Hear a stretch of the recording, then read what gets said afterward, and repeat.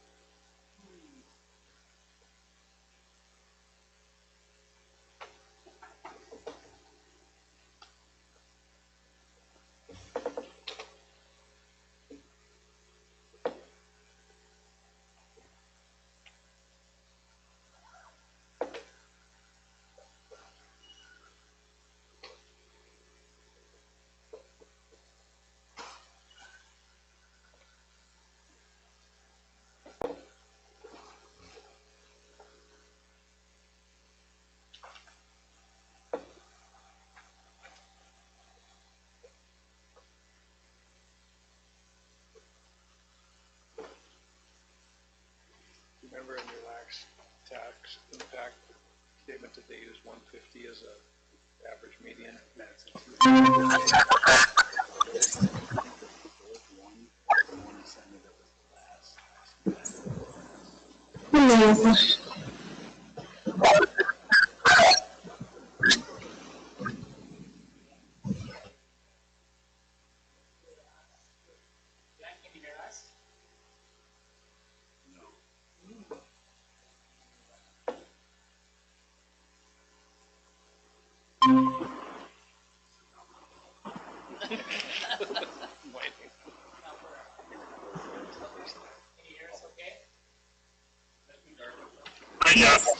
I can hear you. Yep. And I think Matthew's here too. Yeah, I'm just calling in. I'm on my way to another meeting. I'm going to pull off here in a little bit.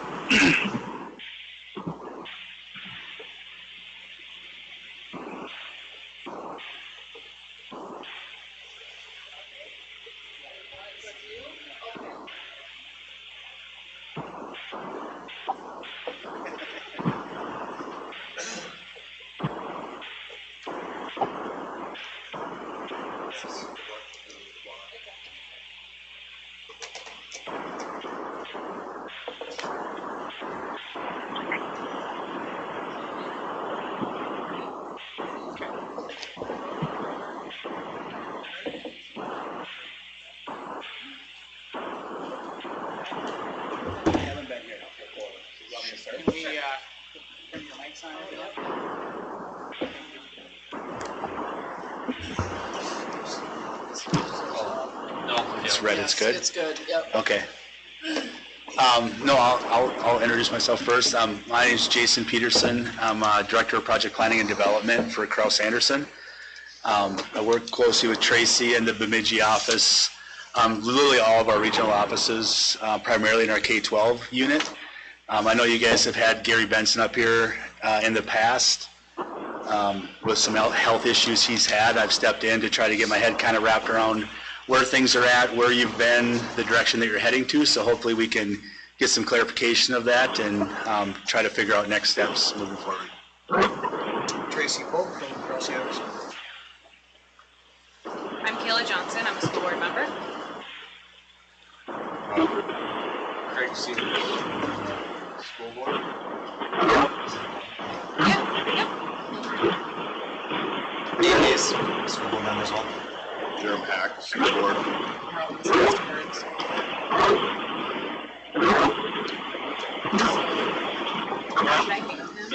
Jen, are you able to put Matt that sent PowerPoint? Are you able to project that, or do you want me to? I do have it, so if you would like me to project it, I can do that.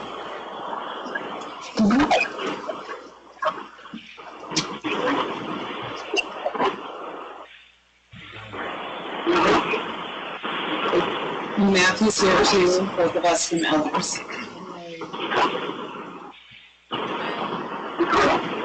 I can try. Share your screen. Let me give it a shot here. Usually it shows up when I click to share. Let's see.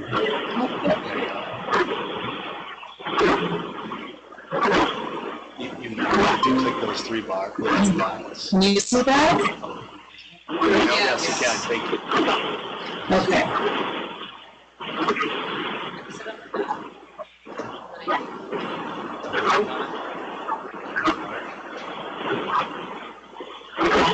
Try that.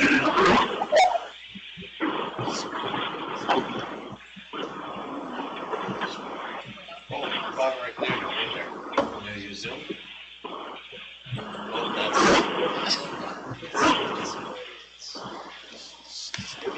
I think We have, I think that's fine, yeah. You have it in front of you. I was just Can you gonna, read? okay if I mute, Matt, it's feeding back in his car, so I'm just gonna hit the mute. Yeah, Matthew may walk through this. I don't, is it, or did you want me to do that, Matthew? He'll have to unmute himself now, I muted him, sorry.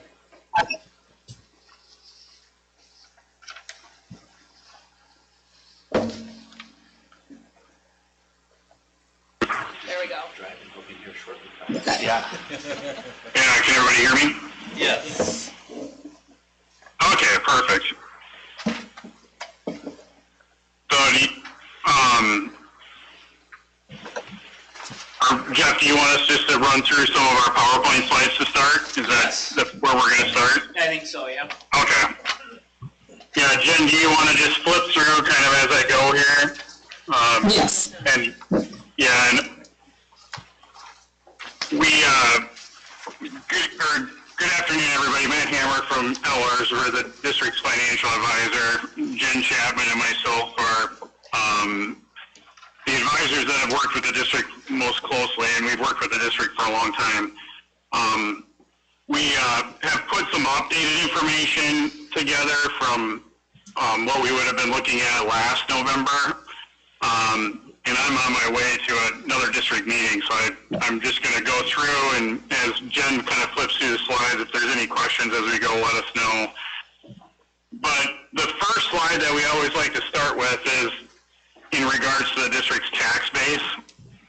And to no surprise, your district has a lot of seasonal rec tax base that has some seasonal rec and some ag tax base that has some impact on which type of levy the district utilizes, and we spent some time talking about this during the last election when we discussed specifically generating additional operating revenue or general fund revenue for the school district. The column on the far left is what gets assessed by the county each year, and your overall tax base is made up of about 28% residential homestead. Qualifying ag makes up about 25%, and seasonal rec makes up about not quite 28%. We're lucky enough in the state of Minnesota school districts to have two tax bases that levies get spread over.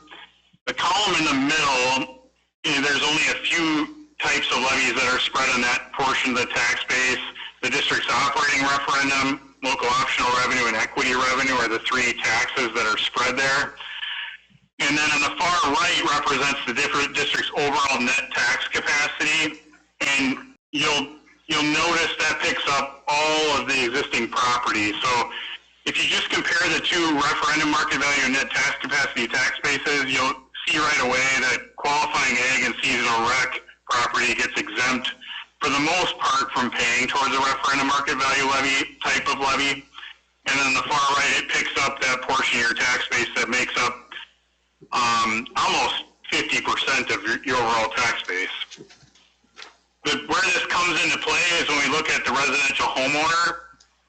The impact on the residential homeowner pay is about 56% of the levies that are spread on referendum or RMV are picked up by the residential homeowner, and we shift to the right, only 25% of a net tax capacity levy is picked up by the residential homeowner. And we're going to see how this kind of plays out. Again, just as a refresher, as we look at generating additional revenue.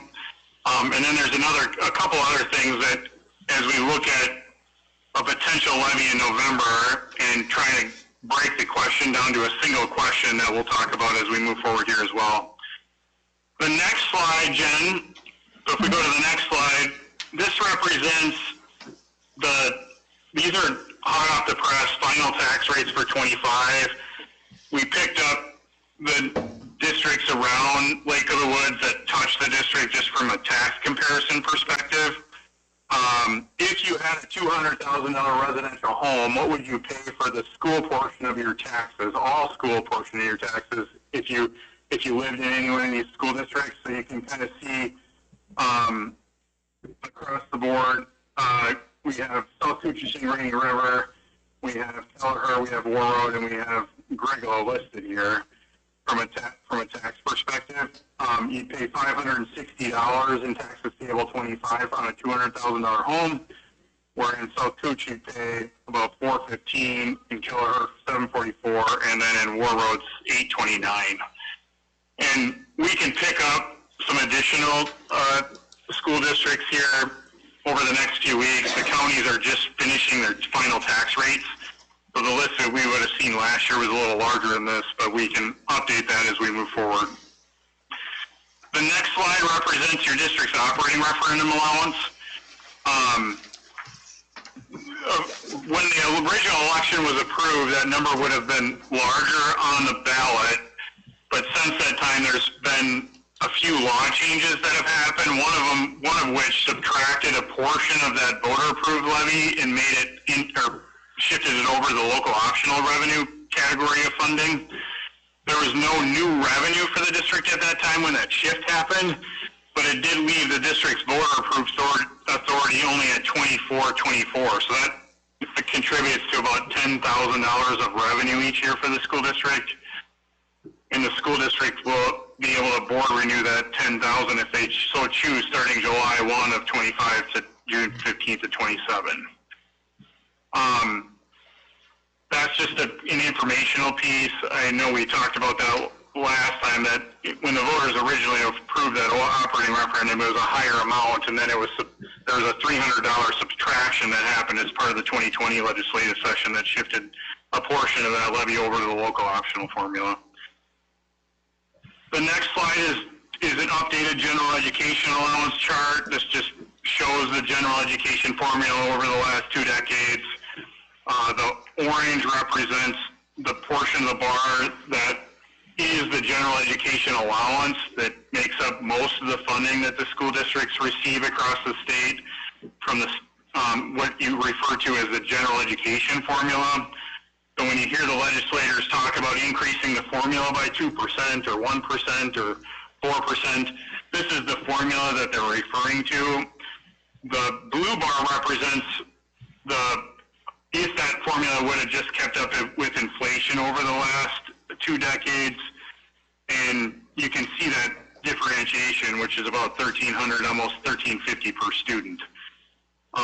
This is a chart that's been kind of widely used across the state over the last number of years when we start talking about the basic formula.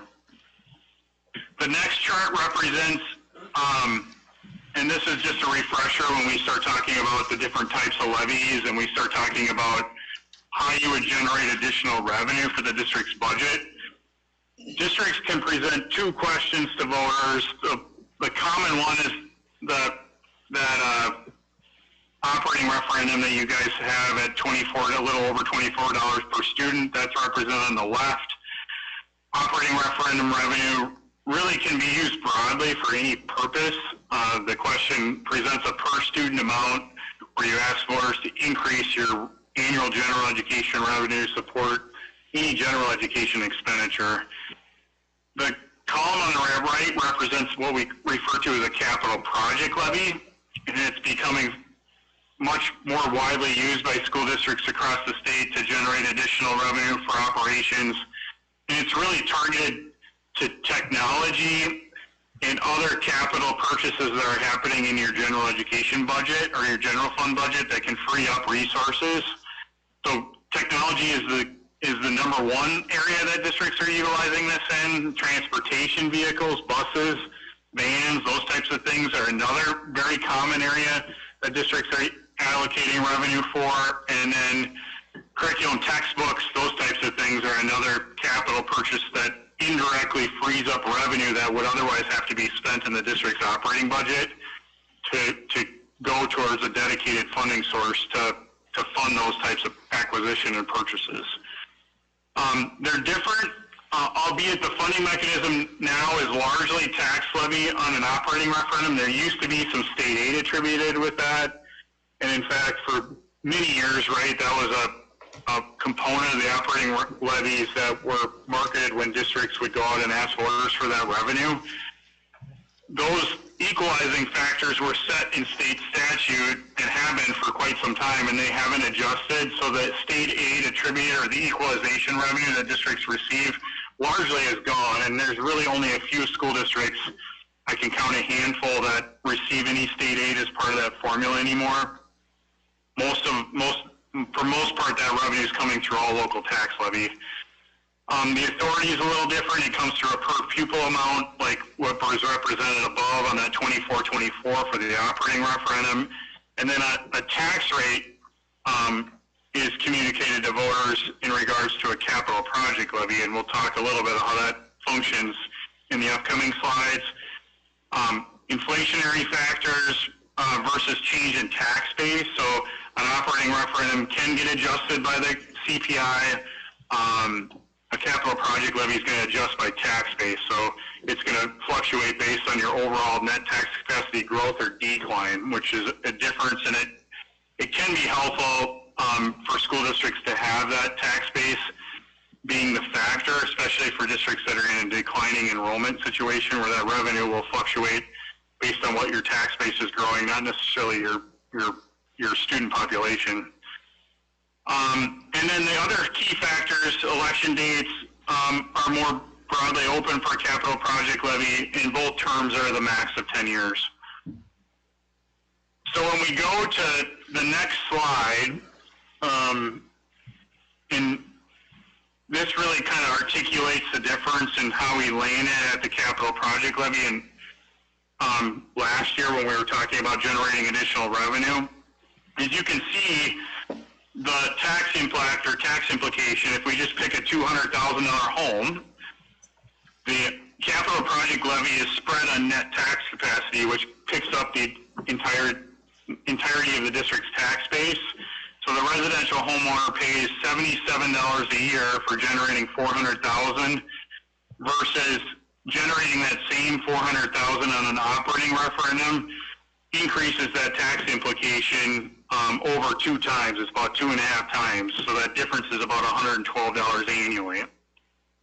The reason for that, as you scroll down, is the ag portion of the tax base contributes towards the capital project levy, and more importantly, the seasonal rec portion of the district tax base contributes towards the capital project levy, where it does not towards an operating referendum. The other factor that, when we've been talking with Jeff, and we've used this strategy in a few districts, is you can actually combine a capital project levy and a bond question into the same ballot question, and they can be combined, and we have an illustration of that as we move forward. And it can simplify communications for communicating tax impacts, where we're not communicating 2 questions, we're just communicating a single tax impact on a ballot question. And we'll see how that kind of plays out as we move forward.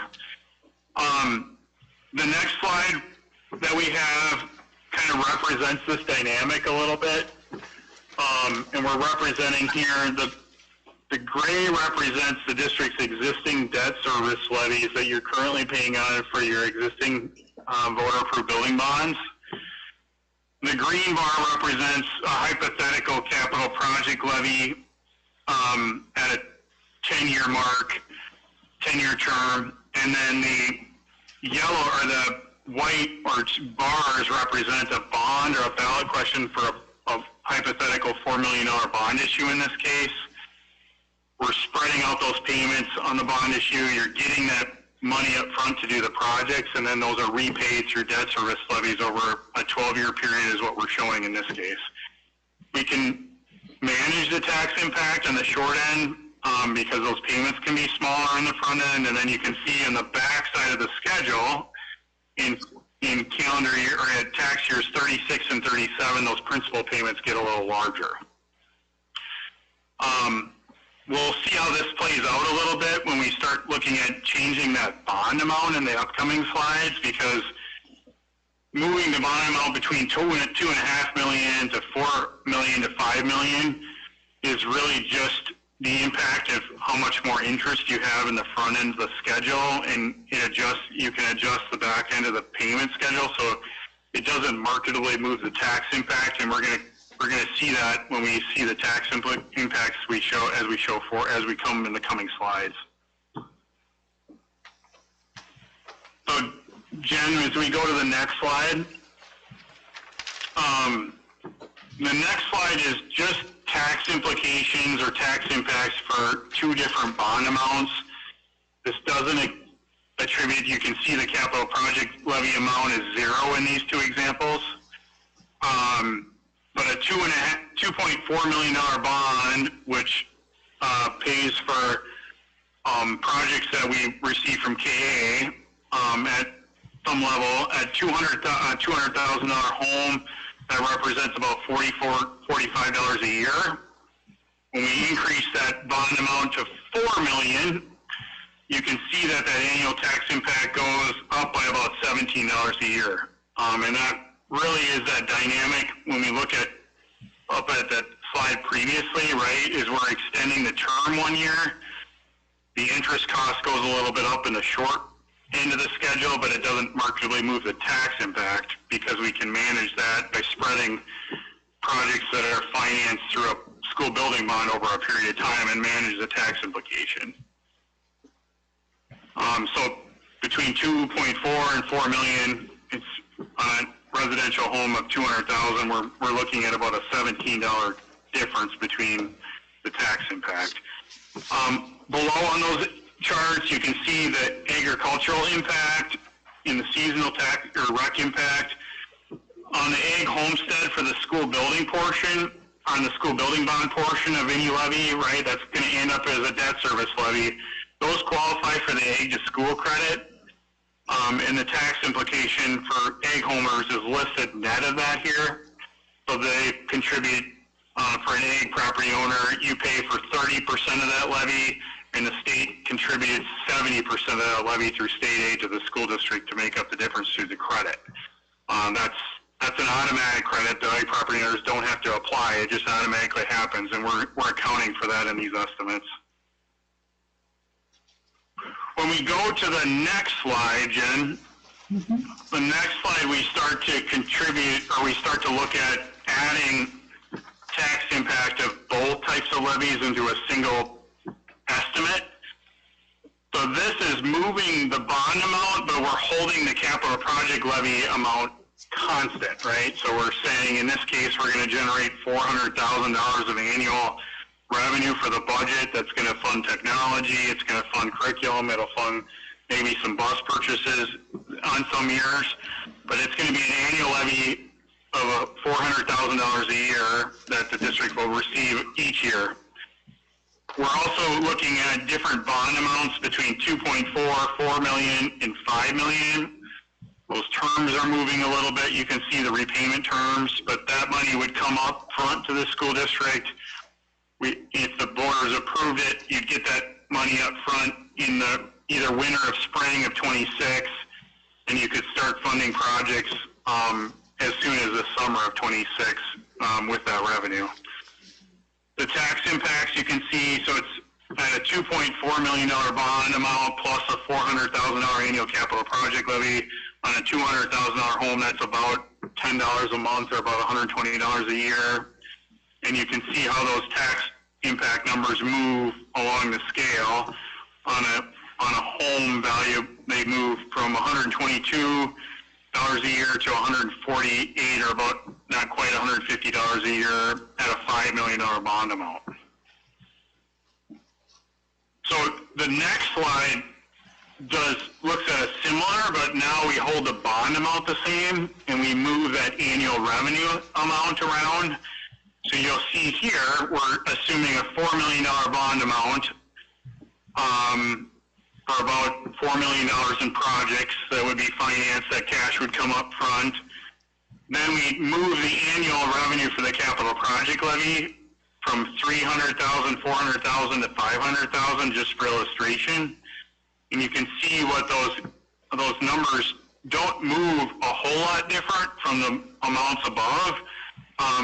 But as we move that annual revenue, or that annual $100,000 in levy in this situation, we're about $120 a year to $140 a year at $404 million to not quite $160 a year on an average residential home when we look at a $4.5 million capital project levy.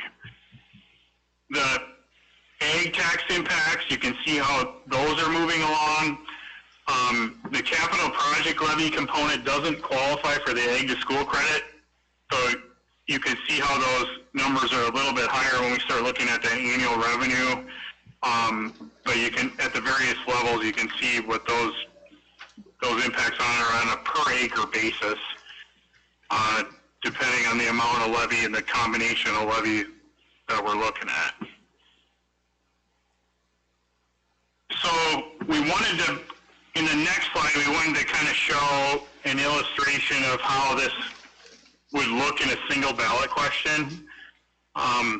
We've used this a few times over the last number of years, especially when we start looking at a bond and a capital project levy in the same election. But we're using some similar language to what was used in a district most recently during their April election. In this ballot question, you can see how it articulates the purposes as the first portion of the question, and then it goes on to say we're going to provide funds through a portion of the funds through a voter-approved building bond, and then the other portion of the funding through an annual capital project levy that would generate so much revenue on an annual basis over a 10-year period. And then the tax levies would start with taxes payable 26. So this ballot, yep, go ahead. Nope. Did somebody have something I think it was that they were just asking? paper, sorry. No, you're good. Okay. Yeah, so what this would represent is it would look like the ballot question would read like this, depending on what the district would want to put into the question. And then the tax impact would be represented by the slides previously, either the slide on those tax implications where you'd be communicating one tax impact for two purposes, and it would simplify the tax impact representation back to the public, because you'd only have one tax impact you were putting out to the public, and you wouldn't have two questions you were trying to articulate tax impacts for. It's not saying we have to do it this way. It's just an option for discussion. We could look at a two-question ballot still, where question one would prioritize the operating component of the question, and question two would be the building project, for example, like we did last year, or it could be vice versa. Most often, districts will prioritize the highest priority first. For most districts, that's getting operating revenue into their operating budget. And then one last thing I'll just say from a timing perspective. So right now, as you think about the district's budget, and we think about the operating revenue of that budget, this question would impact taxes payable 26 would be the first levy. So that revenue that the district would see, the taxpayers would pay that revenue through the levy if approved by voters with taxes paid in 26. And the first year of revenue for the school district for the operating component of this would be in fiscal 27. So the district right now can't impact fiscal 26 revenue with a vote. The soonest additional operating revenue can come for the general fund budget of the district would be in fiscal 27.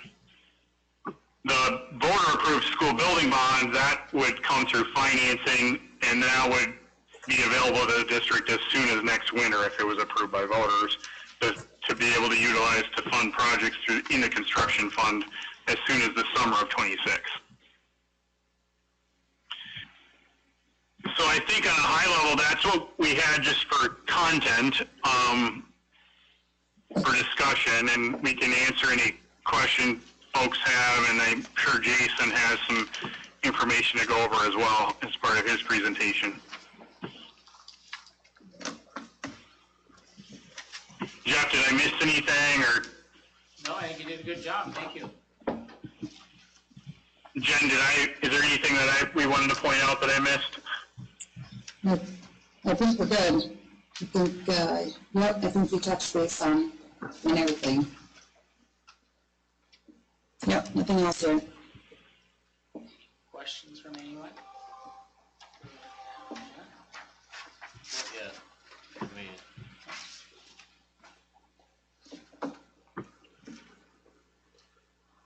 And I can keep this up for a minute too if you would like to see any of the slides again. I can go back to them if you'd like. And we can hang on to, like, You're still on the road?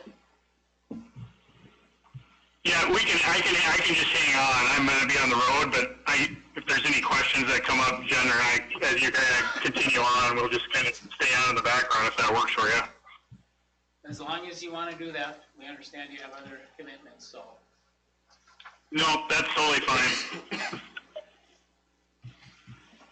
All right, I'll stop. I will ask one question. As far as the number of years on, the bonds or the levies or is that, how is that set? I mean, you got 11, well, I'm not on the presentation here. 10 to 14, basically. Yeah. Is that,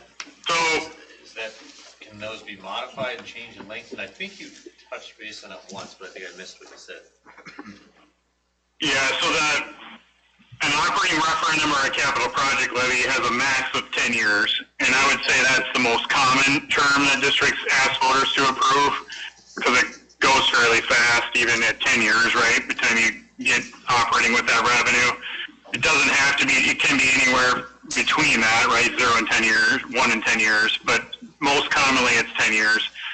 On the voter-approved building bonds, the debt service component, when we look at where you're at with your existing commitments and where you're at from the standpoint in your existing debt service levies, it doesn't, right now, that term that we've been using at bond amounts of this length, right? Yep. You're not going to get any marketable change in tax impact by lengthening it beyond the terms that we listed. We're kind of picking the optimal terms to try to keep the interest costs down for voters, right, if it gets approved, and trying to manage those levies in the most effective way for property owners. If we shorten the term, right, it would come with an impact to a higher tax levy for the property owners. And if we lengthen them, it's not going to have any impact. We're just going to pay more interest, right? We're just going to extend that term at bond amounts of this term, or this level. Now, if those bond amounts get bigger, right, like a voter-approved building bond can be a max of 30 years. I would say when you get to larger projects, the most common term is 20. But in your case, the project sizes don't really lend themselves to go much longer than 11 to 12 to 13 years, depending on the size of the bond and the amount of projects you're looking at.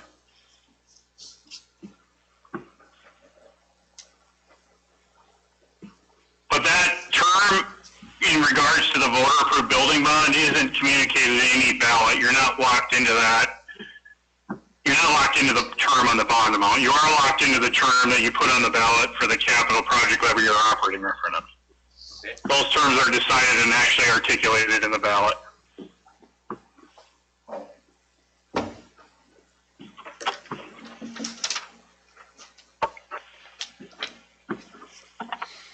Anything else on the tax impact piece?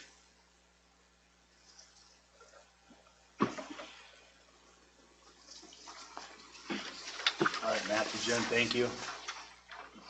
Sounds good. We'll hang on here. I guess next step for us then is in that handout, there was a budget sheet and then a timeline schedule. Yep, that sheet. I'll just make one correction to it. I just noticed while we were talking here, that option 3 just pulled from the wrong cell. It's the $5,372,620 from the revised budget number. On the bottom, that total in option 3, it pulled from the wrong cell. So that 5.3 is the correct number for that. Before we look at the projects, I maybe just had a couple questions for the board as it relates to the last bond or the last question that was out. Since it was out, has there been much or any communications with the board as to concerns they had with it? Why maybe it didn't pass? Was it the tax impact? Was it the projects? Just anything that you guys are maybe hearing in the community. And I think we covered that kind of in detail at the last meeting when we were here, quite a bit. Okay. And Couple bullet points that I remember was some information that was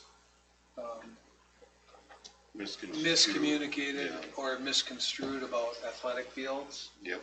Being part of an early discussion, but wasn't part of the vote or the ballot. So that was a problem. Okay.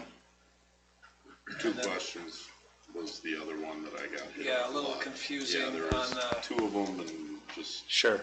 yeah. I would say also like clarity of what it's going towards. Obviously like timing wise with kind of what happened with the budget of the school and things there, and then it's like, is this just to like make up for something that like a mistake that happened, or like Sure. where is it going? I know from like our experience, like I know there was packets of like, here's the boiler and like things like that where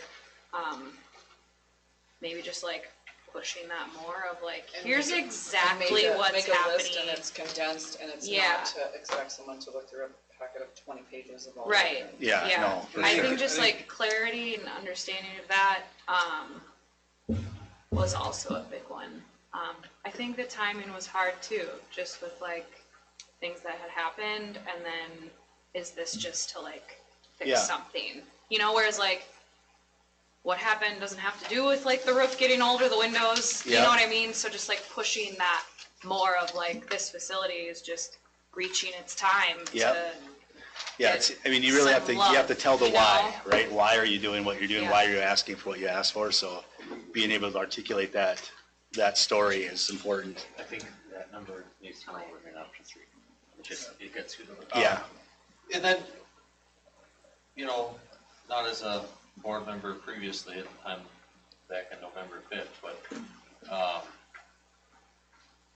you know, so like this form in the left column, roof replacement, exterior masonry, window replacement, board replacement, walking surface, traffic flow. So you have these things. And I think what I've heard is a person might key into on floor replacement, you know, and then, you know, they're familiar with the school. They're like, yeah, well, our floor is kind of crappy, but it still works. Yep. You know, so why are we looking to spend all this money to replace the floor when, yeah, it's chipped and broken, but is this a waste? You know, are we just wasting our money? So I just feel some of the feedback and my sentiment is the work that we're looking to do, I think we have to do a better job of prioritizing that needs to be due, you know, this project needs to be done, Yep. this specific thing, out of necessity, not out of convenience. And I think we just have to look at some of the things that we're looking to fix and really decide, does it need to be fixed sure. tomorrow, so to speak. And this is another question I have, and maybe you guys did talk about this last meeting, and I apologize if you did, but I mean, that's important. Is the consensus from the board that these are the right projects? And maybe they're, from your comment now, maybe those are up for discussion again as to what what should be the project? We or- didn't want to go into this as a new board of saying, we're just gonna go with what the old board said. Yep, And we wanted to make sure that we, for the community and for everybody that voted us in, that we're doing a good job of, this is what we have to do and not just go off of something that was just given to us. sure. And I think the better answer, I bring that up, but I'm not suggesting that it doesn't need to be refixed Yep. or replaced, right? But I think what the community is requesting, and it's fair, is that they want to see if a buck is provided, they want to know exactly where a buck went. Yep. And I know, and I brought this up before, and he's just behind me, so maybe I can look at him through this.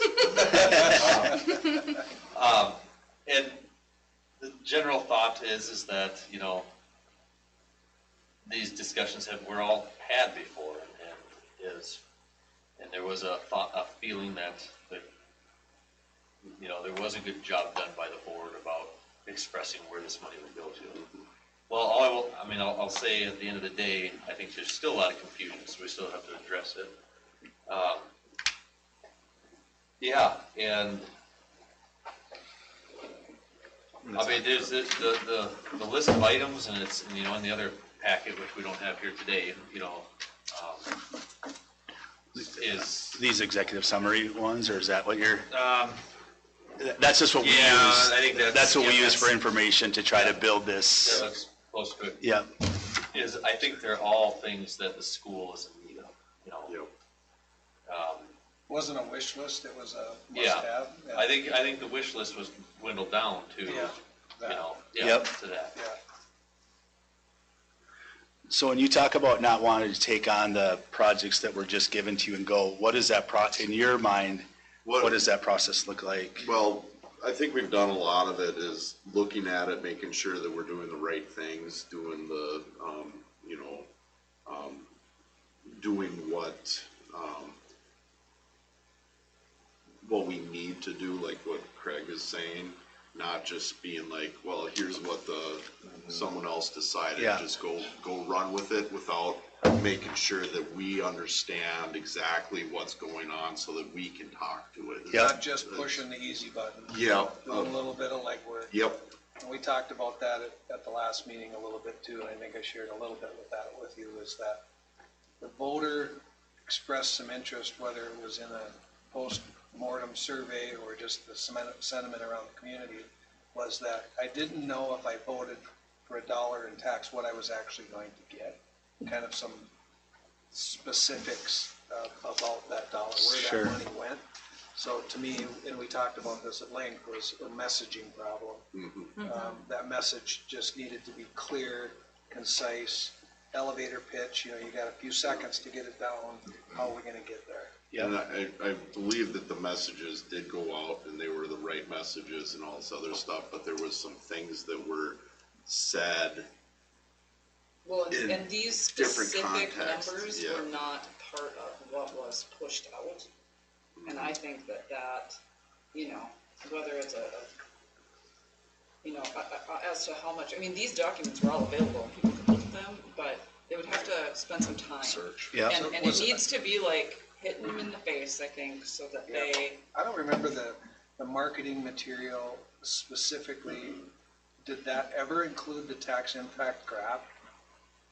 Yes. recall On one them? of them. I- yeah, It did. but like the Give you mailers the and things that were out there, $200,000 did you house. have Yeah. any So specific the numbers? Ellers Sure. normal Yep. sheet, so well, that's good. At least you got, Just from my own knowledge of, I wasn't on the board or anything, and had just been here like a year after moving back. Was there like is there like an interactive thing where you can enter what your house is and it like Yeah. gives you, so, so you're seeing like, it says my house is worth, you know, $214, Yeah. $240,000. And just seeing that, like, is that all on Yeah. there? Jen, Okay. Jen, We or, have a website on the school. and then you had a tax Yeah. calculator, Tax calculator. yeah. So you Okay. could type in Yeah. your parcel and it'll tell you exactly Yep. what your impact Okay. would be. Yeah. Yep. it would be I assume interesting so, to see how but- many people actually did that. Right. And to me, that again goes to the messaging. is that, hey, did you know you can do this? Here's your average, but how do we drive them to that? Is what it was. You do everything you can, but you can't force the horse to drink. You got them there, you got to give them all of the information. So part of that, and that's all great information, and I think that's a big part of all of these. The first part is trying to understand that you have the right projects and that the tax impact is in line with what makes sense in the community. But then it's how do you get that information out and, you know, you got to tell the story as to why you're asking for the money. So I think that's a big part of it. If we were to look at these, and I'll just ask this question because in a bit we'll talk about the timeline. We're not like you have to rush it out, but if November 25 is the date that you want to go back out for this, the review and comment has to be sent in to the state of Minnesota by June 17th. So some decisions likely to have to be made at your next couple of board meetings that, one, these are the projects that we want to do. And if you look at the options, just in conversations with Jeff as we went through this, we did take the liberty, not from any, we can put them back in, we can take other things off. We looked at if you did everything that was in this executive summary the first time around on the bond side, that total, then we looked at what if that tax impact was too much, what if you took maybe the walking track or the walking services or the traffic flow pieces of it out. So there's still time to massage that a little bit if you think there's things that you want to reevaluate that maybe you do or don't want to do. But then that would be something that by, I think there's a board meeting May 19th, that some of those decisions likely would have to be made that, yes, this is the dollar amount and these are the scope of work in order to get the review and comment in time. Yeah, and I think that's, I think it's pretty clear that at that May meeting, right, we'll have to have that decision made then, right? And Right. so, I think we're aware of that. And the other parts, and I think I had brought it up the last time, but I'll repeat it here again, is I think the community also wants to know, just like these are listed here, as far as these projects, the roof replacement, exterior masonry, window replacement, flooring replacement, walking surface, traffic flow, and you go down to your technology and the levies.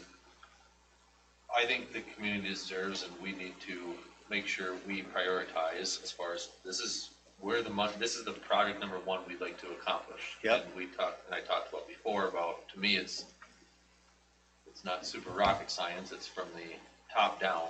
You know, if we have roof issues, we need to protect the building from there. We need to protect the building from the outside. Tuck point in.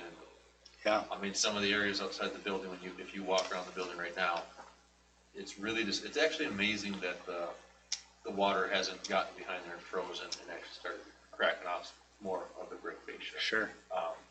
And so I think the community, rather than just have, here's the things we want to accomplish, I think they need to know the first project on the list that we're going to take care of is this, is this. Yep. They know exactly what we're doing, and they kind of maybe can have a timeline without specific dates, but Yeah. But like you said, I think what for the bond, in summer 2026, we'd probably be able to start. Yep. And I think, yeah. And I guess one of the question I had is, you have on here inflation, and you just kind of think down the line 10%. Is that since the last?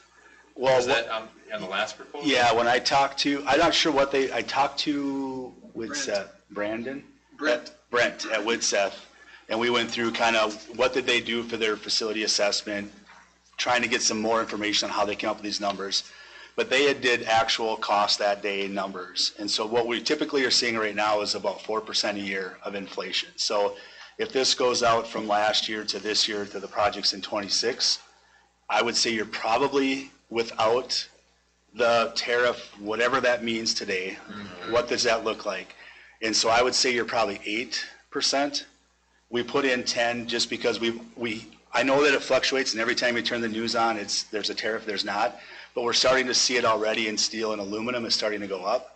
So that 10% is what we would say if this was to pass in November and you were going to start doing those projects in 26 would cover what we can see today and what we're projecting out for that time frame. There's some things I'd actually be afraid And the- No, Yeah. and As when a we went through blended COVID, that number went from 4 to 5% to 25%. And so that's why we put it on there and showed the percentage. So if there was discussion around it and we wanted to increase that before the question went Yeah. out, I think we need to have that discussion. I mean, it's, the increases affecting the tax base, and especially the bad taste in folks' mouth is when it comes to when it all falls on the backs of the folks who homestead here, who live here. And when then the bad taste is when it's not affecting your rec land, Yeah. in your agricultural land, and people just feel cheated that live here, and I understand that. And so, there's certain things like that, it just gets that bad taste in the folks' mouth, and then you start to have almost blinders towards, okay, why are we talking about this again? It's just like, Sure. if we don't get something or pass something this year, then, I don't think we're gonna wake up the year after and the roof's not gonna magically be replaced. These other projects are gonna be done, so if folks wanna wait 2 years, 3 years, 4 years, 5 years, but we're gonna have to find ways to do these improvements. The inflation is real though. And- You're right. Yeah. But my thought is we have the list here, and a lot of this project started with, a lot of, there's been a little bit of a changeover with, some of the board. But I think we talked about it before, I think the list looks decent, I don't think the building's needs have changed. But I think moving forward for us as a board, and less with maybe you guys, but I think what project we're looking to tackle first needs to be communicated directly to the community. Like within these projects, how would we prioritize them? Yeah. Yeah. Would it be fair to say that most of the items in the bond side of things would be highest priority and the levy would be number twos, or is that too generic? And to answer that question, Jeff always has a pretty good memory. I'm going to ask you, when it came back to the referendum, when they didn't pass before, was the technology one, I would argue, lost compared to... Years ago that failed, or? No, last year. Oh, Yeah. with the. I'm just saying that the community ultimately had spoken, based on that survey, and if I recall, I think less people were favorable about the technology version of it than the building. I'll have to look back, but I I don't mean, recall that sounds. they were both within maybe 10% of each other, I should say. I mean, it wasn't like a, Your spread. no. Yeah, but, and a lot of people, I think, if they came in and voted no, they might have been voting no for both, but, so there was clearly some people who came and voted yes for one and no for technology, and that's what I recall it being. Right. So, There's an awful lot of no votes that could be attributed to lack of information.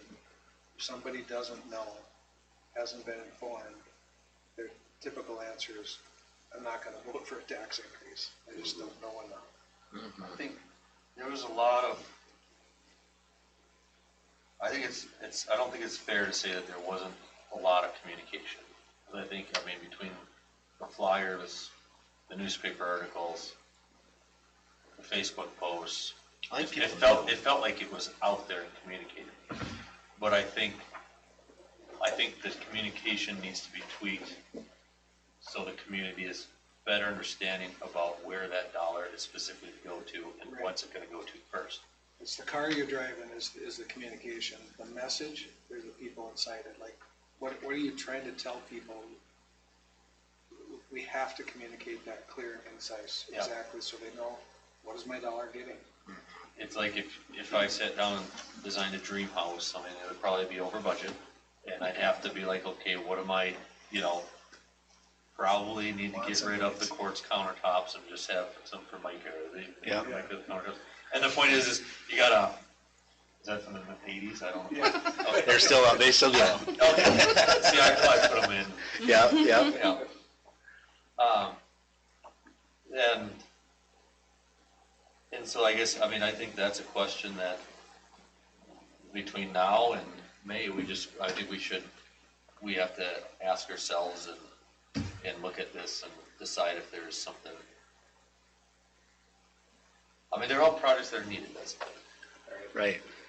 And I would assume that if they did a facility assessment, there was probably a lot of yeah. projects that didn't make this list. I would assume. And that's, It was over $7 million. Yeah. Yeah. Projects. And which is typical, is you, Based on 4 in here, right? Yep, we whittled 3.9 from or 7 something. down to Yep. 4. Yeah. So you cut 3 million right off the get-go. well, your option, isn't that option 5 here? What is that's it? the Oh, no, two no, combined, That's yeah. the two Okay. combined. That's We the went, left. total was 8 million is what we went out to the voters. Right. Between the two. So option. And so 4 that's is gonna be all- another thing to talk about, is you're going back out for the same question, but you're 10%, it's more money for the exact same thing that you voted no for last November, or the last vote. So we just gotta be careful how, or not careful, but we just gotta be diligent on how we do that. And like the capital projects levy, this is based on our total estimate for cost. The board doesn't have to say we're gonna cover all of our technology and transportation with the levy, but a portion of it, whatever it could be, instead of 400,000, could be 300,000.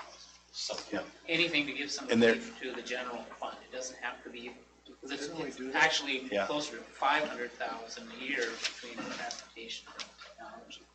And on one of the tax impact sheets, they do have it broken down that way, that if you did the full 4 million of the bond, there's the options at 3, 4, and 500,000 per year, so you can see how that changes the tax impact. So on that $200,000 house, I think he addressed that, right?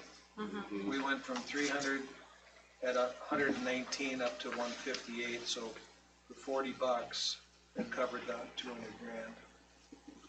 So $4 a month, $3 a month. But so there are a number of things to kind of consider here in the next month of how you want to move forward, if it's all of everything or parts or pieces of that stuff, so. Well, yeah.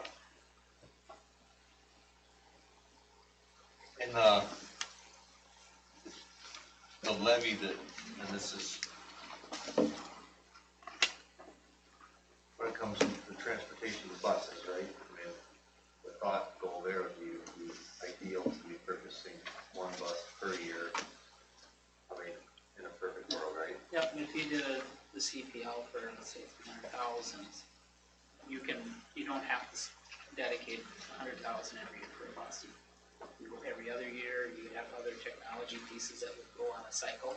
You just have that 300,000 to spend, on how you want to do that. But ideally, a bus with the mileage we put on a bus a year would be ideal.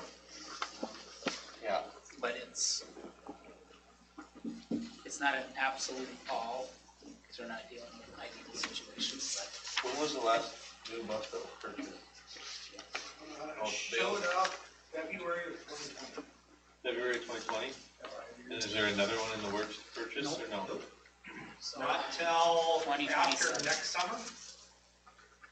So in total buses, Were there 15? But that we're utilizing. How many bus routes do we have? 6, 7. 7 bus routes, one, not a new bus since 5 years ago. The oldest bus is the one you're replacing, right? So if you went back and looked at how old that bus, I mean, that's a lot more than 7 probably. And recently, the board was provided a list of all our buses, the years and the mileage on them all. Yeah, there's a Dale big chart for that. produced it. So, yeah, the communication's gotta be concise to the community, but at the same time, like, pieces of information like that, I think are huge. Right? You know, if you go and just say, well, we need to purchase buses, you know, You need to. it's what's like, your well, why? do you? What's your I mean, story? yeah, what do you mean you need to purchase buses? Right. We were putting on about 250,000 miles a year in our fleet up till COVID, and since COVID hit, it's right around 200,000. Well, and well, yeah. We're still going to save on miles both directions, all 4 directions, just with fewer vehicles. Sure. Because that information is good, like on a FAQ, even to keep that on the website of new questions that come up, or put the information out there that you want to, that, you know, how many miles do you put on? Yep. And you can answer those to get that information out. Yep. To your point before, if each one of these scope major topics were listed in the FAQ, why do we need roof replacement? Yep. Details. Yep. Exterior masonry, if we don't do something, we could, you know, whatever the story is, and we explain that verbatim, and they could see the dollar amount, it shouldn't, I mean, unless they're just totally against taxes. Well, I mean, I think we all are, aren't we? Yeah. I mean, I don't want to pay it more either. 100%. I'm so used to looking at it from a school's perspective, is that without a tax, there is no school. So you Well, can be that's- against it, but your kids lose. That's what So, we're up against. Yeah. Right? But, you know, I mean, and there should be no blame placed there. I think that everyone's reluctant towards increases, you know, Yeah. taxes, and especially reluctant that they feel it's not necessary. Yeah, So we gotta do a better job or find a way at a create value. to at least these projects, and I'm sure, like the original assessment or the wish list was, I mean, you could, you know, find out much more things to add Yeah. on here. Yeah, I mean, has the, you know, and that frequently asked questions, I think it's a really good, you know, thought is like the roof replacement is, I'm sure we've had our roof fixed over time, right? I'm sure it's been a few years, and one of them might be simply, you know, why do we need to replace our roof? I thought we just had repairs done on it, you know, during whatever, or in the same thing with exterior masonry. And I don't think we're asking for a total roof replacement. I think it's Just identifies repairs, just yep. specific areas, and it's listed by numbers, and in the good set thing, there's a diagram. So we're just looking to get the areas fixed on the roof that need to be fixed. So it's not a full roof replacement, because like I think the pool and the multi-purpose gym, that was probably the most recently redone roof, and that's probably 8 years ago. I think about 5 years, would have been right around 2010, 11, that was replaced. What I'm asking for is another seal coat. They come in, put another layer on top, keep that warranty going. Sure. And How, so the, oh, go ahead. like the exterior masonry, the question that comes to my mind without having knowledge is, you know, exterior masonry, what is specifically you're looking to do to that? And why hasn't this been upkept for the last 35 years? Why do we need to do this now? That's a question I have, you know, that the community has. And so they're thinking, well, now it costs more because we have to put extra money into it because we're not keeping it. So, you know, the answer to that, I'm sure, and I don't want to answer it incorrectly, but I'm sure that there's been, you know, I know maintenance has gone through and had caulking and stuff here and there and has done, you know, but we had never had, correct me if I'm wrong, we've never had a company come in and do it correctly, the entire building. No, that's, all the expansion joints of the building, the Yeah. materials that was used back in the 90s, they're pretty much vacating the chassis. Yeah. And so, yeah, and so in that frequently asked questions, if that could be articulated in there that, you know, the life expectancy for the joints, and efforts have been made to, you know, repair them, however, it hasn't been done professionally because of, you know, cost, I'm sure.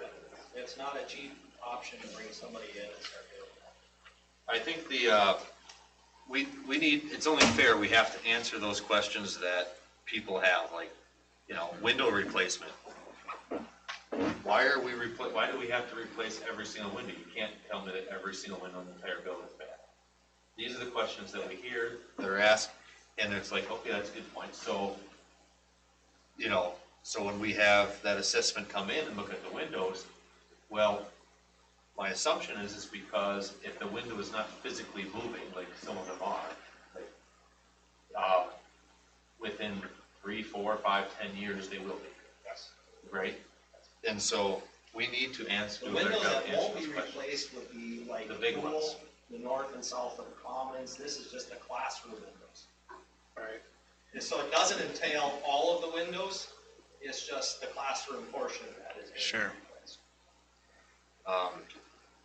Walking surface, outside the cement that's crumbling, is it, that's something I've been hearing, is like, why are we gonna tear it all up when, every single square foot isn't bad? Is there a different way to repair it at a lesser cost? And I think there are. And that's where we can, That was looked into. yeah, that's And where we so- can help, because it's one of those things like when you remodel your house, you're trying to save this one little piece, and you got the whole house ripped apart, and you go, I'm gonna Yeah. spend more time dollying around this little piece than that piece is worth, and I could replace it new. And so I think so when the community looks at this, they say sidewalk replacement, these are the questions that we hear. I don't think we're doing a good enough job of answering it, Right. and providing them that full-on explanation. Yeah, in layman's terms too. Yeah. Not some. Here's the cost to come in and replace just, and to literally cut the edges out, and here's the cost to replace the whole thing. Yeah, I mean. why is it and cost prohibitive to not do this, that story? Did we have any FAQ things last time, or any resource to go to? I don't remember where that was at. A little bit. It's on the website. On the website. Okay. You can enhance, polish, tweak, whatever words you want to use, but put it into real-time local data too. I mean, the school moral story is I'll sit here and talk all day and night, but the projects haven't changed as far as the needs for the facility haven't changed. I think the community just wants these answers, and these are the questions that they have behind closed doors, and then you hear through the grapevine. Right. Yep. So If can they're I fair. ask a loaded question then? No. Yeah. If the scope doesn't change, and we've got to add the inflation, and we come back out and we have a new tax impact, and we tell a perfect message, as best we think we can do to answer all the questions, does the board feel that the project scope will sell based on a proper message? Yes. That exists here? Yeah. Yeah, I think my thought is, I think my personal thought is, I think we have to try. Right. Because the list, it has been dwindled down, and these are Right. necessary tasks. Understood, yeah. But Traffic if flow, everybody's nodding heads that we can get to that point where the school board is 100%, we're in, this is it, we know this will pass with 100% effort. Then we can put a message together and let it go. But if there's a tweak that needs to be made, we only have two more meetings. When you did a survey, did you do a survey last time before it went out? Yeah, we talked about the last meeting. I think the survey that went out and the feedback from it, because we went over that, Yeah. was quite accurate. And then you also talked about, or showed us an example, I think an example of another district that did a video, Right. like a visual presentation. Mm-hmm. I think Yeah. that would also still That is a was good idea Roseau did it. and would benefit us. Yeah. But do you know, in the survey, did they test? Because I think I looked at the Donovan survey, they asked a lot about the questions, but I didn't see where they asked the tax tolerance question. There was some with the comparison with the 5 million bond and, with the, football field, Brian question on it. That gave a tax impact for They that. gave that, and that was But like. that's, that was that's the a killer little bit right of the there. problem. Well, that's why that was. Of the killer, would you support if? And when They didn't support that's a what? little bit of it. Because I think you see that a lot where the projects all make sense and everybody supports all the projects. And then you flash the tax impact out there and they say, wait a minute, I support a tax impact at 6 million. And then it's kind of the team's job to go back and re-engineer a project that's 6 million. And I was just curious if the feedback or in the survey, did it give you an item to say, hey, we'll support 5, 6, 8, 10, whatever the number is in projects, because they don't always line up. I mean, people might be in support of the projects, but don't want to pay what the Did you get cost a is. definitive number from passed, was it Donovan group? I don't, Or no? did we ask for a max, I don't. All that? Is there time to get something like that? No. Well, we talked a little bit about that, is that the tolerance of the community of doing another survey was probably, Yeah, it wasn't, it's not really there. so, but for doing another survey, if I go back to when we did Roseau, when we got done with that survey, it was clear as mud. You could just see, all the yeses were a big number, the no's went up, and you could pinpoint what they would support. And it was 48 million, or whatever that number was. And there was a certain faction of folks that said, well, if we're asking for 48, let's just shoot for 52. No, the survey told you they will vote this down at 52. And that's the kind of concrete. It's crazy accurate. It's unbelievably accurate. When they So do that. Jason's question is timely, but I just don't know how, to last meeting's question, we asked that a little bit about, if we could pull off another survey, would you support it? Nay, would you have to pay for it, Yeah, I mean, as far as the list, the only one that always stands out to me and my question, if we were to look to have a conversation on one of the items would be the traffic flow. And I think we did one without both of those. Yeah. The hard part is the tax impact is just so insignificant. When you talk about if you add it in and not add it in. Yeah, but But then you switch your message around. The thing is the community doesn't, they're not looking at the tax impact, and that's a little more. They're looking at traffic flow. We've been here for 35 years, we don't have this, Yeah. And I think if there's anything that that's a powerful message to say, hey, we listened, it didn't pass, we have adjusted something, then to turn around and go right back out with the same question and do it. If there is something, that helps in that messaging piece that, Does that cover the interest or the inflation? Sorry. the traffic flows $1 million. 937. Goes. But yeah, I think if November's the time, I think a survey is, I don't see how that would happen in time for Right. a June. Review and comment. Yeah, because they just moved that up a year ago where they took 2 months off of Sure. we used to have more time, now we don't, but nevertheless, so.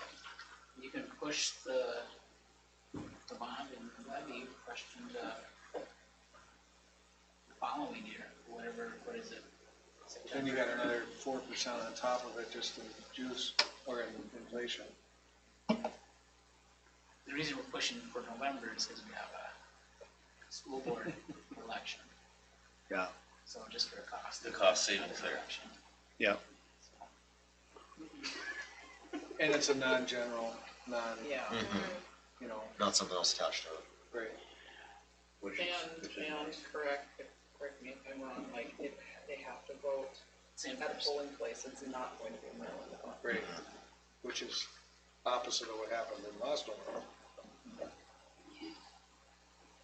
So once we move forward with the amount, and we're locked in there, if we were to we can't decrease the amount after the fact?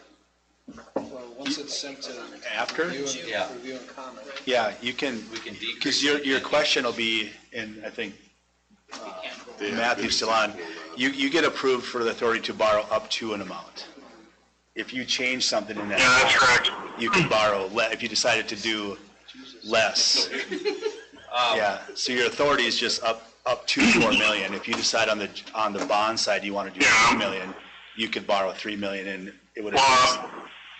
Yeah, that's true. And like last time, and this, I think, caused some issues, is the athletic complex was part of the review and comment, right? And then we pulled it out and reduced the bond amount that the board called to the election, but it was in the review and comment, right?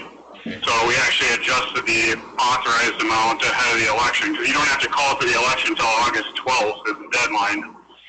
But you do have to have our review and comment in by the end of mid to end June to hit the deadline, so.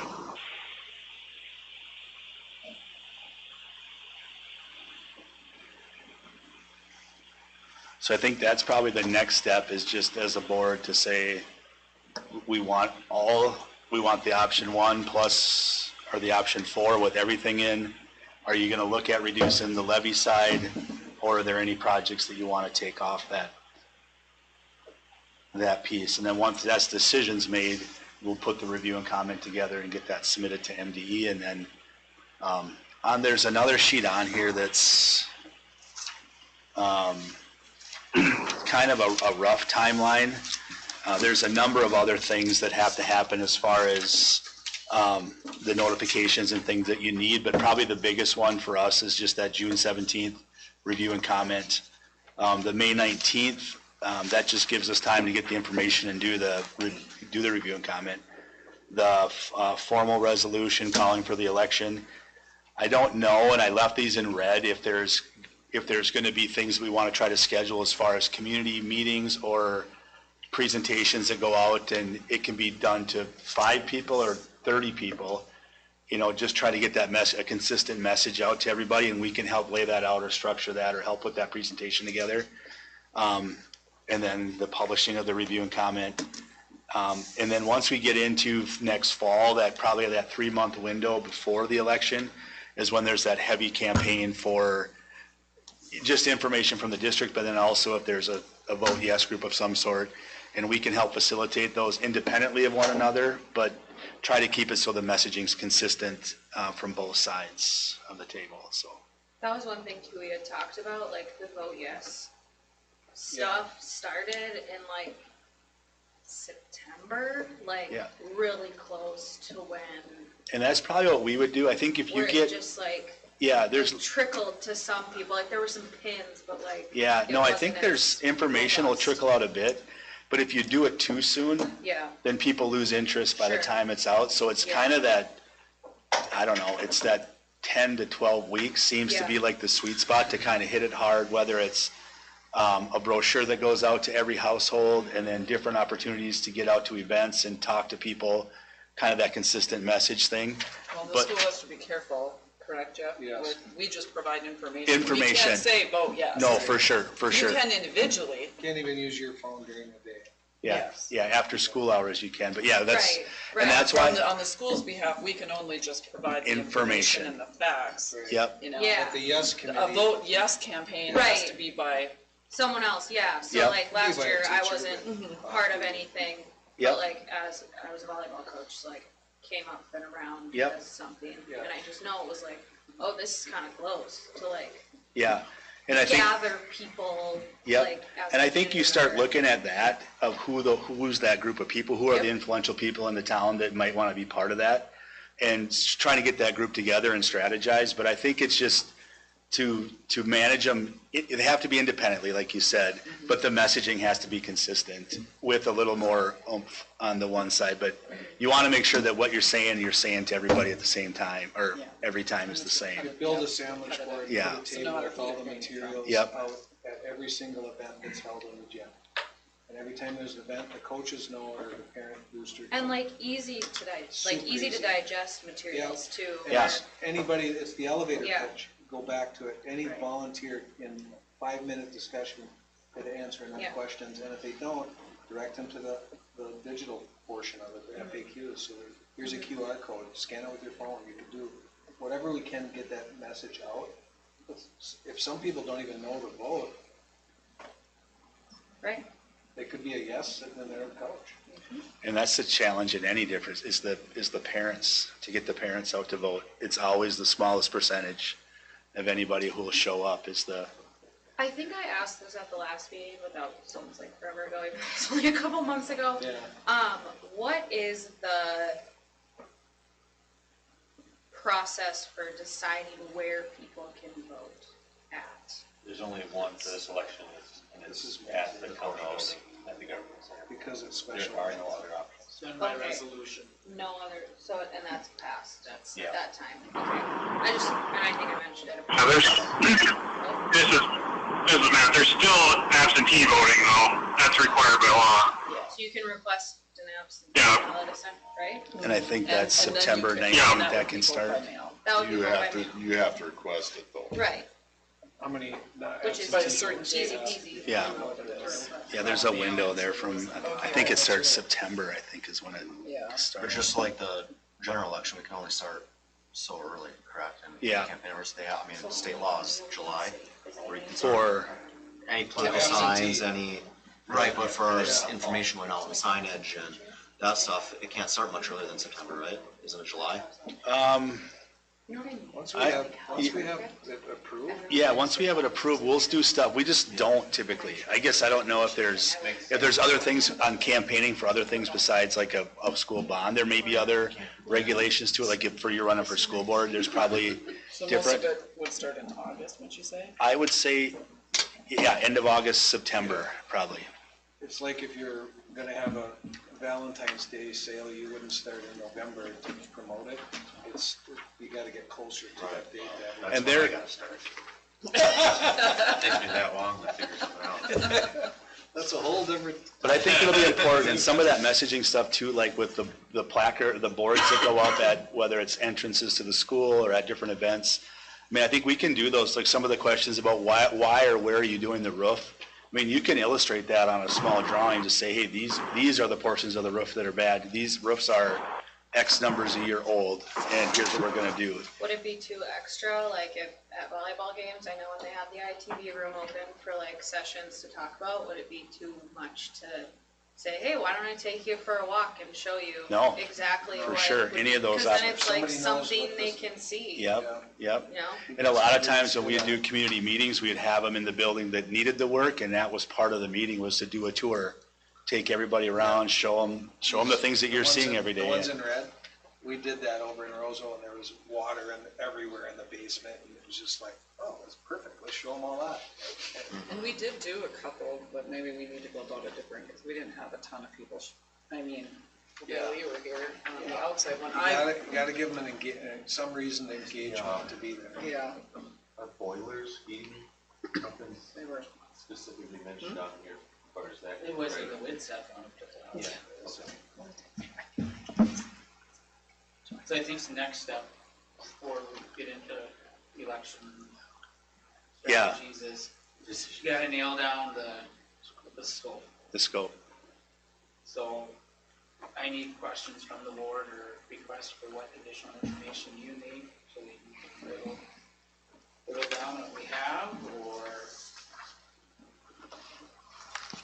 any cost savings, if there's some certain projects, traffic flow, I will have to look at what that all in under.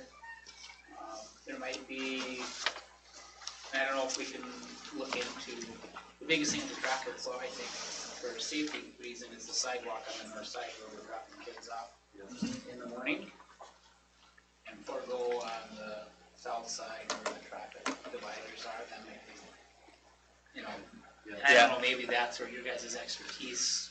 Yeah, we could look at that. Like I said, with the information we have, some of the stuff, I don't know exactly what is figured into that number either of what they have. So I mean, I'm assuming they did some sort of traffic study when they came up with that, as far as parent drop-off, the bus drop-off, how all that works or flows. I would assume there's some thought process of what that change looks like with the number that they provided. And we're taking a leap of faith that the WITSEF scope components are what they are. And we've met with them, and it seems like everything is in line. It's just as far as what their thought process was to say, here's what you need to do to fix your traffic flow. Sure. Some of those things were taken for what they're giving us and going for that. So to Jeff's point, then marching orders would be on between now and April 14th. Have a scope defined. April what? Not today. May 19th? May Yeah. I was like, boy, we're close. You got it. Actually, I'd like to Have that. have a discussion at the April 28th board meeting. Okay, So maybe by that time, you The can regular meeting. questions and stuff. yep. Why don't you tweak that, and if you went and yang too far and the numbers need to be that something isn't on there, I would assume that others can. Yeah, and I think us too, if there's questions that come up or scope or whatever it is, we can, and you're gonna have that discussion on the 28th, we can get you what you need by that 28th meeting, so. Then you can hone in on the tax impact to the normal. If 200,000 is the number you're using for a normal home or an average, I don't even know what that. what did you use? I think that's what Matthew said, is 200 was what they So were if using. 200 is the deal, and you could kind of use that as a barometer, you know, are people gonna support $119 a year? You gotta reduce it to the ridiculous and divide it by 12 and say it's less than a cup of coffee a month. And I think it's, the feedback I've gotten, to sum it up, I think it's less about the money and more about What are the you doing? trust and what we're doing with the money, and is it necessary? Yeah. I mean, as silly as it might seem, but that's the general consensus Yep. I have. It's not about doing the math. I don't see that that's necessarily the issue. I think it's just about the trust that these things are needed and that it's not just a wish list. Yep. And so there's a messaging thing that has to be And addressed. if we can't get people to come here and walk around and look at them, Yeah. take pictures, do we Yeah, well, I think Are we that doing the video would be just show huge. people, this is We why? did, yeah. Videos, photos, you know, whatever. Commercial is taxed higher, correct? So I heard a little bit of that last time, just because it's Business. commercial. Otherwise, I agree with Craig and hearing complaints about physicality, I think that was people's concern. So it's the messaging piece is what we Yeah. gotta figure out and tell that story, so. Just selling the necessity of it. Right. Yep. Fine tune the number, get that out of the way, and then talk about the messaging ad nauseum. Make sure we got that crisp, clean, concise. And then over time, it is going to cost more, but I don't know. People, That could be part of the FAQ. it, If we Yeah. do nothing, what does that mean? Because that is an option. We do nothing when but- it's doomsday. Yeah, it's, to be clear, nothing, voting no isn't free. Right. And that's It's a good message. real. I mean, it's, That costs could are be one of there. the emails you send out to the email database. and I doubt there's one voter out there, I doubt there's even one who thinks that we shouldn't do something. Sure. It's just a disagreement on what we should Yeah. be doing in the projects, and I think it comes down to an education thing, but Yep. the tough sell is, I would love it if we could fit all, 3,800 people in Lake Louise County in this room, so we can just, but you don't get a lot of folks coming here, so you have to rely on the mailing. Yep. And the other part too is there's that fine line, because, there was a lot of brochures and some of them were very concise, that showed up in the mailbox, but then you hear, well, the school was asking for all this money, why are they spending all this money on sending out these brochures? This is a waste. So, That's not wrong. no, and it's like, because it was fancy cardstock, Yeah. it's like, could we have, and, 68 cents or whatever it is for a stamp, and so when we're sending out the messaging, what message are we sending when we're, Yep. just spending thousands of thousands of dollars? Yeah. And this is, this is too soon for this conversation, but things like that, and maybe you did with Ed Minnesota. I don't know if they were involved in your last go around or not, but a lot of times they've got dollars available that sometimes covers that first mailer, and they'll work with your teachers union or whomever that might be. But there's some other pieces that we can bring in to try to, otherwise, like you said, you can't, the district either has to pay for it or the vote yes side has to raise money to fund those because they are. If you're gonna put a flyer out in everybody's mailbox, that cost adds up, and so. Yeah, yep. I think if we're transparent and articulate what the. Yep. I think would be. I think, and that's, won't be an issue, that's because you look important, at is, The county side, they just sent out property tax statements again. They're up anywhere from 24 to 48%. Yeah, They're not telling me a reason of any. yeah, right? So you get all these people that say, it's like, well, what changed in my How come property how come the county Yeah. sent me on a fancy piece of paper? you know, Yeah. and almost 50%. Yep. People are saying, well, this But makes but 0 sense. mine went down. I mean, and I'm not talking about the school portion, I'm just talking. Correct, but in there's no total, rhyme so or I mean, reason. there's, So exactly. to give that reason, I think Sure. is gonna bridge that gap. Yeah. All right. Well, yeah, let us know if there's any questions or anything we do between now and your 28th board meeting, and then if that's another discussion, and then that May 19th, if that's something we can shoot for to have a decision, or maybe you do it on the 28th, maybe everybody's on board and they say, this is what we're gonna do. we'll start working on the review and comment and getting that pulled together to send into MDE. I think, I mean, if we came up with a decision by the 28th, unless we came forward with a glaring concern, push it out minutes to see if our better goal, right? Yeah. Yeah, I just put the May one on there because I didn't know how this conversation would go today. I've been there, not, a lot of times, there's not, everybody on the board agrees that these are the projects that should happen, and that discussion starts over, so. It seems like you guys are all on the same page with the projects that are on the list, and that's a great step, so. Yeah. I'm agreeable to the projects on the list. I just don't know if they're all gonna be agreeable to a yes vote. Yeah. And that's the balance. Yep. right? And like, we looked at a couple scenarios, but we can certainly change that to whatever you decide We you all want go to do. back and read that survey, that answer might be in there. What will they support, you know? I know we don't have a pool in there, but if we had a pool. You're saying the one that was done already? What's that? The survey that was? Correct. Okay. Just to refresh our minds. Yeah. If we go back in and we don't have a pool, but if we did, and it was glaring in that survey that said they will not support anything to do with aquatics, and we have one, there's our answer. So we could refresh our memory with that too. Well, All right. we appreciate you guys coming. Yeah, thank you. And thanks for staying on the call the entire time. It's an overachiever. Just call. Yeah, for sure. Here? Yeah. All right, thank you. All right. Thank you very much. Thank you.